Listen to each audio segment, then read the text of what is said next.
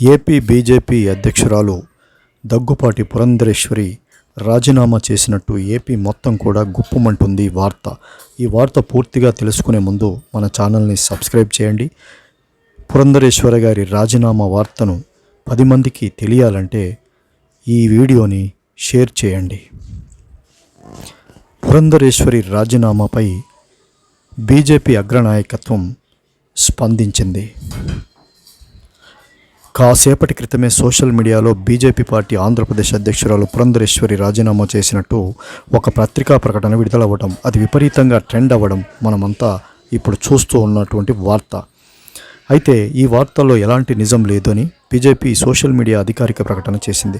Social మీడియాలో ఒక fake letter చక్కర్లు కొడుతుంది. పురంధరేశ్వరి గారు బీజేపీకి రాజీనామా చేశారని వస్తున్న వార్తల్లో ఎలాంటి నిజం లేదు, ఎన్డీఏ వ్యతిరేక శక్తులు చేసే దుష్ప్రచారాలు నమ్మి మోసపోవద్దు అని చెప్పేసి బీజేపీ సోషల్ మీడియా చెప్పుకొచ్చింది.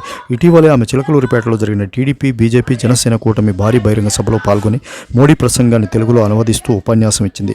ఇంత రాజీనామా ఎలా చేసిందని బీజేపీ అభిమానులు షాక్కు గురయ్యారు. ఇదంతా ఫేక్ ప్రచారమని తెలియడంతో ఊపిరి పీల్చుకున్నారు.